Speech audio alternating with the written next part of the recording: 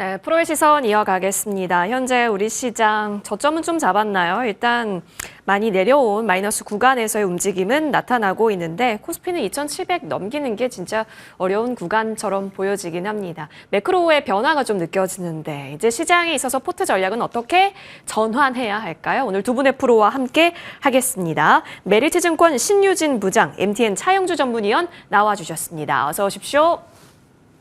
예, 반갑습니다. 자, 먼저 우리 시장 분위기 한번 짚어볼게요. 금리 인하 기조 확인을 했어요. 물론 얼만큼 내릴 거다라는 얘기는 없었지만 어쨌든 통화 정책이 변경될 때가 됐다라는 그 발언을 확인하면서 오늘 확실히 금리 인하 그리고 원화 강세에 따른 수혜주 쪽으로 시장이 수급이 모이는 것도 확인을 했습니다. 자, 차 의원님 궁금해요. 이제 포폴 전략에서 확실히 성장 주단, 네이버 카카오도 오늘 오릅니다.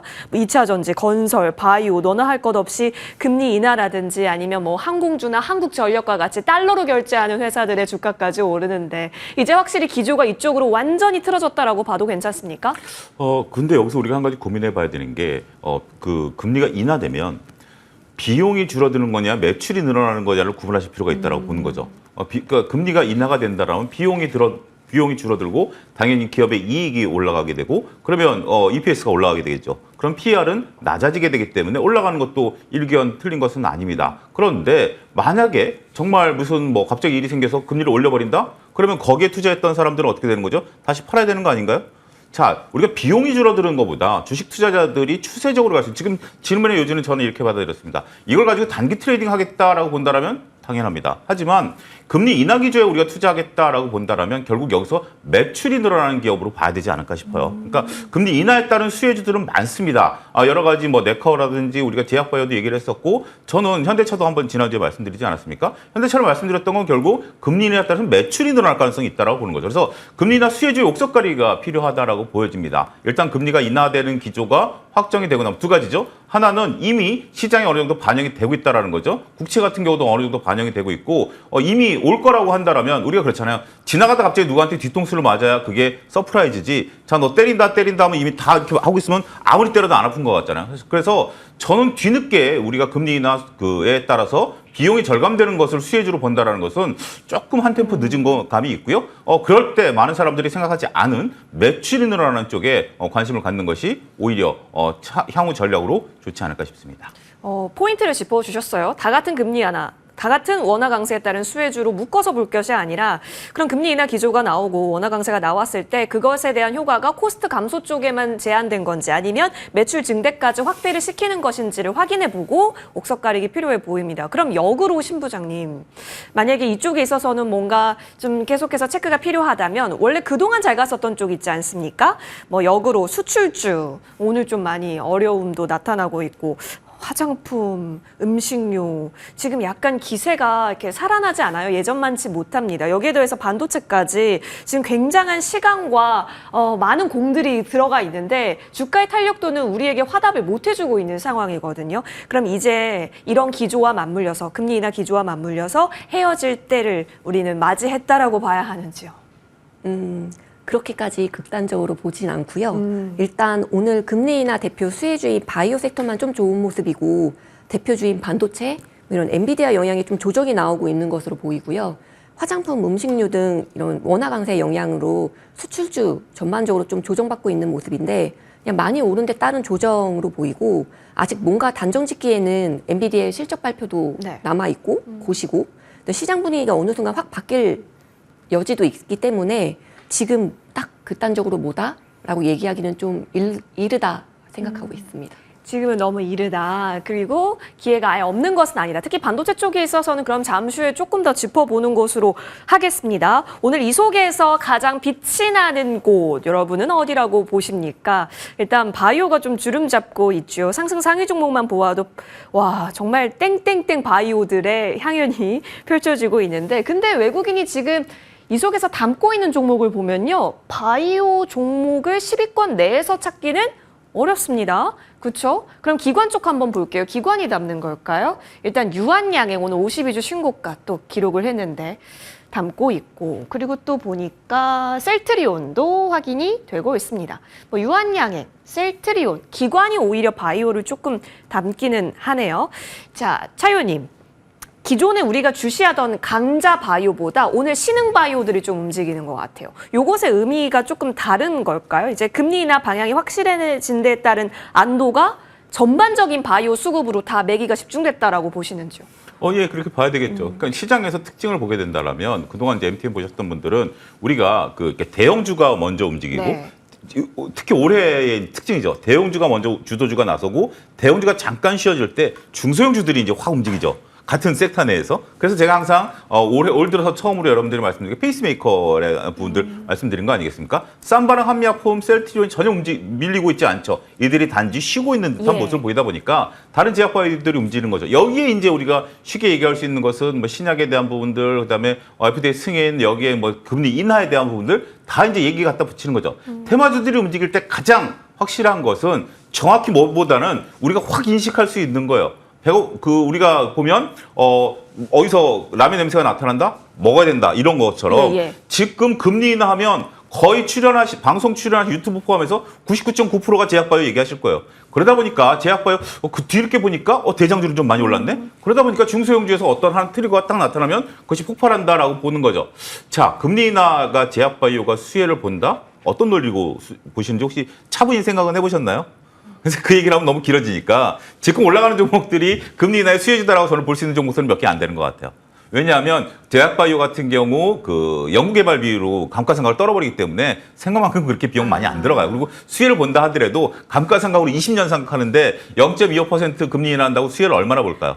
자, 그런 얘기를 하자라는 게 아니라 이런 얘기하면 이제 답답한 겁니다. 이것은 논리적인 언어고요. 지금은 금리 인하 수혜자하면 99.9%가 제약바이오를 하기 때문에 이게 하나의 테마가 되고 여기서 움직이시는 게 맞아요. 그래서 오히려 중소형주들 움직이는 것들을 뭐 트레이딩 관점에 충분히 접근이 가능하다. 근데 유한양행이라든지 이런 것들을 보게 된다라면 아침에도 말씀드렸습니다만 우리가 주식이 올라갈 때 가장 우리 여러분들이 이제 투자하는 관점에서 보면 하루에 30% 먹기를 원하는 모든 투자들이 다 그래요. 저도 그래요. 오늘 사서 30% 먹는 거. 근데 그러려면 종목이 송곳 같아야 됩니다. 송곳 같아야 되는데 지금 제약바이오는 너무 오랫동안 우리가 금리 인하로 소위 이제 울거 먹었고 지금은 대형주들이 몇몇 종목들이 있다 보니까 어금니 올라오듯이 올라오는 거예요. 송곳니처럼 올라올 때는 수익률이 좋은데 오늘 유한양행이 신고가를 뚫어줬으면 수익률 몇 프로죠? 5%죠. 당일날 데이트레이딩이 안 되는 겁니다. 왜냐하면 5% 올랐습니다만 이미 올라온 거 확인하고 2, 3% 정도 수수료 떼고 나면 먹는 거는 이건 트레이딩이 안 되는 구간이에요. 그렇기 때문에 지금 대형주들에 대한 제약바이오는 저는 보유자 영역이지 신규 투자자들이 들어가기에는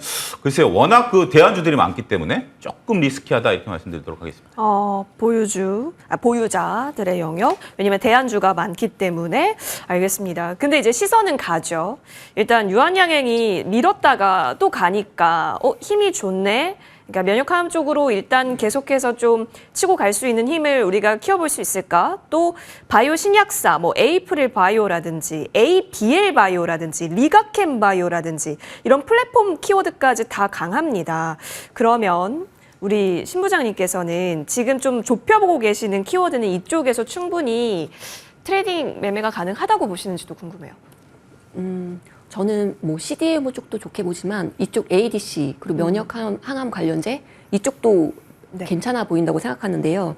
어쨌든 최근 바이오 섹터는 어떻게 보면 대부분 자가 면역 치료제에 기반을 두고 있는 게 맞고요. 유한양행 뭐 다 아시다시피 비소세포 폐암 치료제인 렉나자 FDA 승인으로 상업화 이제 곧 한마디로 미국 안방에 국산 신약이 출시될 수 있다는 성과는 굉장히 대단한 것이고 뭐 오늘 셀트리온의 스테키마 자가면역 치료제 유럽에서 판매허가 획득했다는 소식도 있었고요. 알테오젠 뭐 이것도 아시다시피 키트로다이스시 제형 임상 3상 결과 발표가 머지 않았고 ADC, SC 기술 이전 가능성도 있어서 바이오 섹터 전반적으로 좋은 모습 보이고 있고요. 면역 항암 관련해서 뭐 면역 관문 억제제, 면역 항암제, 뭐 병용 투여 등 뭐 여러 요법이 나오고 있는데 ADC 이중항체 파이프라인을 보유한 에이프릴 바이오가 아까 말씀하셨다시피 오늘 굉장히 많이 오르고 있기도 하고요. 리가캠 바이오 뭐 이런 어쨌든 ADC 섹터 쪽 이런 관련 업체들이 다시 주목받는 모습이 다 같이 가는 모습 이런 모습으로 생각되고요. 예전부터 좀 말씀 많이 드리긴 했지만 뭐 미국의 대중국 제재로 인해서 수주와 수차로 시킬 가능성이 높은 생물보안법 이슈로 이제 CDMO 기업도 좋아 보이고, 뭐 녹십자, 뭐 면역 글로불린, 알리글루 직진출, 뭐 수직 계열화 이런 북미 쪽에서의 시장 성과가 나타나는 K바이오 섹터 전반적으로 괜찮게 보여서 저는 이게 최근 경기 침체 내러티브 논란 등 경기에 대한 민감도가 굉장히 높은 상황인데 바이오 섹터가 베타가 좀 낮은 편이고 민감도도 낮은 편이기 때문에 방어주로서 편하기 때문에 당분간 좀 좋은 모습 이어가지 않을까 개인적으로 이렇게 생각하고 있습니다. 당분간은 좀 더 긍정적으로 지금 시선을 보고 계십니다. 뭐 플랫폼 쪽이 됐든 면역 항암제 위주로 계속해서 긍정적인 의견. 여기에 이제 CDMO도 한번 덧붙여 주셨는데 그러면 그 CDMO 좀 더 파보죠. 이제 9월 달이었죠. 하원 표결 관련한 기대감 안고 움직이는데 이제 뭐 삼바, 바이넥스, ST팜 뭐 계속 얘기 나오다가 이제 ST팜이 오늘 또 꼬리를 좀 길게 달긴 했습니다만 그래도 오늘 강세를 보여주고 있습니다. 바이넥스도 오늘 양봉이죠. 삼바는 언급 주신 대로 잘 쉬어갑니다. 근데 오늘 리포트 나온 거 보니까 CMO 수주 실적 보수적으로 잡아도 굉장한 독보적이다. 삼바가 라는 얘기가 있었거든요. 그러니까 지금 삼바도 좋고 바이넥스도 좋고 ST팜도 좋은 거예요? 일단 다 지금 이제 이쪽 분야에 있어서 굉장히 긍정적이다라고 좀 말씀드릴 수가 있겠습니다. 제가 이제 사석에서 이제 많은 분들, 이제 제 지인분들에게 얘기하는데 아이들한테 물려줄 주식이 삼성전자가 아니라 저는 삼바라고 얘기를 하거든요. 왜냐하면 이건 이제 그만큼 길게 봐야 된다라는 거죠. 그만큼 30년 동안 반도체가 이끌었다라면 향후 30년을 또 반도체가 이끈다? 반도체가 60년 이끄나요? 저는 그렇게 생각하지는 않습니다. 오히려 반도체는 다음은 우리가 반도체가 지금까지 경제 개발이 일어났다라면 다음에 이제 우리가 인류가 갖고 있는 문제를 해결할 수 있는 것은 저는 삼바이다라고 저는 생각을 하거든요. 자, 이런 투자 아이디어죠. 자, 근데 그렇지만 지금 이제 삼바가 살아 있으니까 바이넥스라든지 여러 것들이 이제 다 같이 되면서 미국의 생물보안법에 대한 어떤 그런 부분들이 있죠. 자, 미국의 생물보안법이 이제 통과가 되고 이런 것들이 해서 된다라면 지금은 이제 가장 중요한 건 이 생물보안법에 투자하시는 분들은 표결 때까지예요. 표결 이후에 그때부터 본격적으로 매출이 일어나려면 시간이 꽤 오래 걸립니다. 그러니까 결국 뭐죠? 소문에 사서 뉴스에 팔라라는 거죠. 지금은 소문 단계입니다. 소문 단계고 소문에 사시는 건 나쁘지 않은 거예요. 그 대신 우리가 이미 하이닉스 같은 경우 저희 MTN 시청자분들께서는 이미 하이닉스를 거의 안 갖고 계실 텐데 이게 그거잖아요. 하이닉스가 그렇다고 해서 지금 매출이 없나요? 있는 거잖아요. 그런데 단지 이제 우리가 그 시기를 잘 보자라면 이 지금 현재 미국과 관련해서 움직이는 더군다나 트럼프와 해리슨에 대해서 움직이는 부분들을 보게 된다라면 결국 지금 이제 경합 7개 주에서 선거제 붙지 않았습니까? 예. 요때까지지 여기서 누구 하나 딱 정해지게 된다라면 오히려 둘 다 그러니까 해리슨이 돼도 해리슨 관련주 트럼프가 돼도 트럼프 관련주들이 일단 소멸할 가능성이 있어요. 그리고 그들이 결국 내년에 이제 취임한 이후에 정책을 발현하게 된다라면 그때 가서 다시 오르겠죠. 그런 어떤 메커니즘. 그러니까 만약에 트럼프 관련주를 사서 트럼프가 유력해졌다라고 해서 가져가는 게 아니라 팔았다가 내년 봄에 다시 사는 그런 현명함에 대한 어떤 투자 전략들을 가져가시는 것도 필요하지 않을까 싶습니다.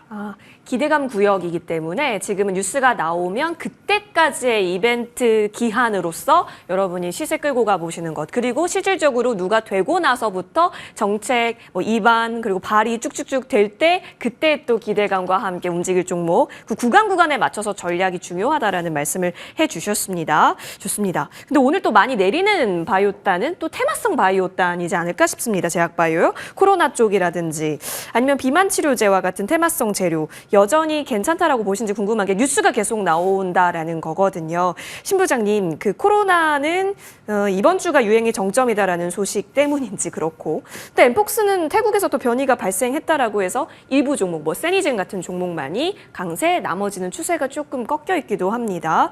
알다가도 모르겠는데 이쪽은 이제는 놓아줄 때인지 아니면 여전히 수익 관점에서, 트레이딩 관점에서는 열어져 놓고 보시는지도 궁금하네요. 오늘 말씀하신 듯이 코로나 관련주 비만 치료제 많이 조정이 나오고 있는데요. 코로나라는 게 어떻게 보면 감기에 지나지 않고 약도 개발된 상태잖아요. 그 약이 부족하다 정도로 관련 테마가 예전만큼의 부흥을 노리기는 좀 쉽지 않아 보이고요. 네. 비만 치료제도 트렌드에 부합하는 게 맞고 글로벌 바이오 섹터 계속 좋은 모습 이어가고 있긴 하지만 최근 펩트론의 대규모 유증 이벤트로 좀 논란이 컸던 만큼 당분간 센티는 CMO나 ADC 관련 기업 이쪽으로 좀 다른 바이오 테마 쪽으로 흘러가지 않을까 싶긴 하고요. 그럼에도 펩트론도 그런 이벤트에도 불구하고 바이오 섹터 강세에 크게 조정받은 것도 아니거든요. 그래서 이 정도면 비만 치료제 쪽도 코로나 대비해서는 상당히 견조한 모습이라고 판단되긴 합니다. 그러면 일단 그 비만 쪽에 있어서는 조금 더 지켜보고 그리고 코로나 쪽으로서 이제 단기성 자금은 이제 ADC나 CMO 쪽으로 좀 이동되는 모습도 그려진다라고 정리가 가능해 보입니다. 자, 이렇게 제약바이오 그럼 여기까지 한번 나눠보는 것으로 하고요. 이쪽으로 넘어가서 외국인 순매수 상위 3위 LG에너지솔루션 확인해 보겠습니다. LG엔솔 계속 강해요. 그죠? 몇 거래일 연속해서 외국인이 담고 있습니다라는 얘기를 했는데 오늘은 기관 순매수 상위에도 LG엔솔이 이름을 올리고 있다라는 점 포홀도 보이고요. 자, 차 의원님 궁금합니다. LG엔솔이 이제 소재보다 셀이 좀 강하다라는 건 원래 셀이 먼저 가줘야 소재가 강하다 뭐 이렇게 얘기하시는 분도 있긴 한데 근데 삼성 SDI랑 같이 가냐?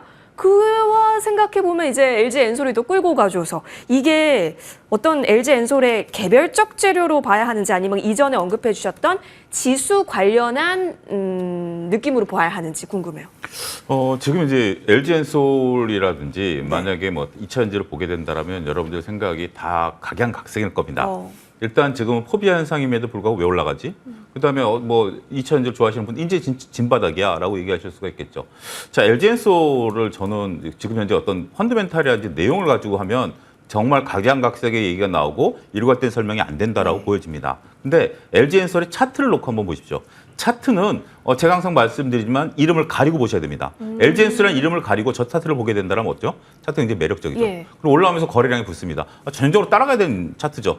저게 LG엔솔이다라고 하면 뒷목을 잡으면서 내가 썼던 매수 버튼을 못 누릅니다만 저게 그냥 일반 그림이다라고 놓고 본다라면 저것 좀 뚫어주고 직전 것 좀 뚫어주고 상당히 매력적이죠. 그래서 저는 더군다나 여기에 이제 긍정적인 이슈를 붙이게 된다라면 지수 관련주이고 여러 가지. 더군다나 지금 소재와 셀은 좀 다르죠.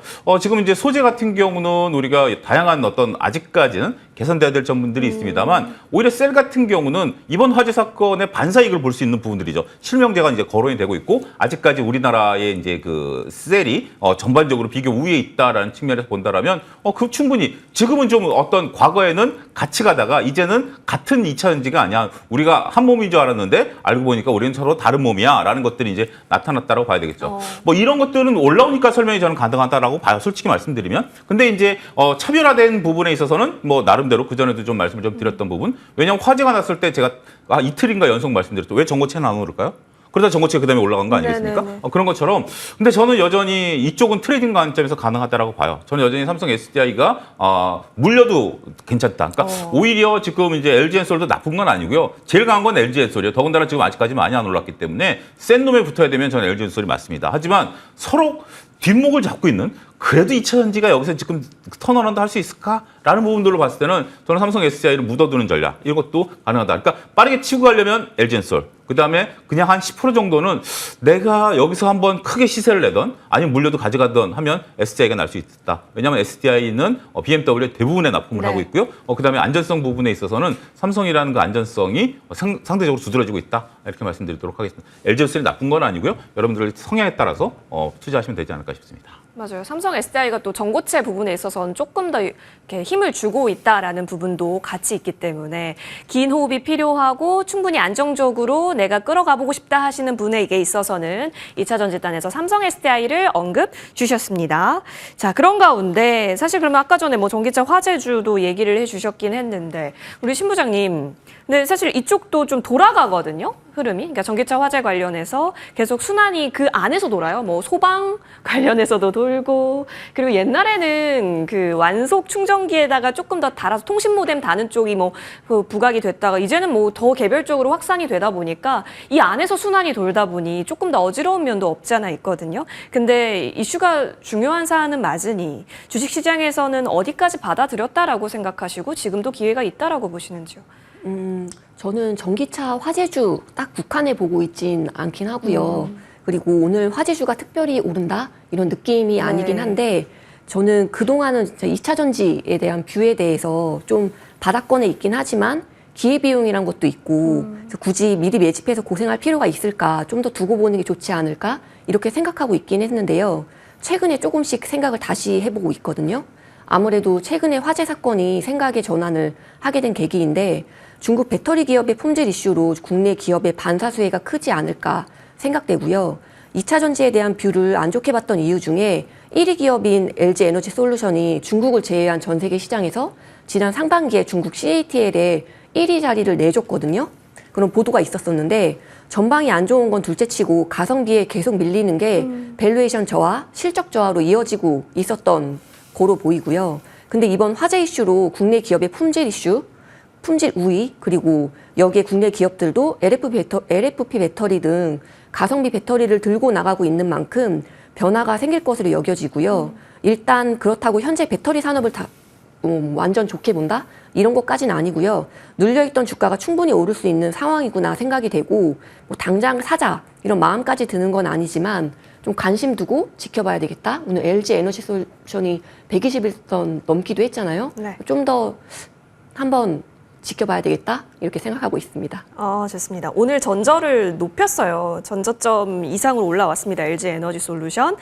그만큼 이제 끼를 과연 셀 쪽으로 조금 더 받아갈 수 있을지 같이 지켜보시면서 두 분 다 모두 여유 있는 텐션으로 바라보자라는 점 언급 주셨습니다. 자, 이렇게 두 분과 함께 했고요. 두 분의 프로는 여기서 보내드리겠습니다. 나와주셔서 고맙습니다.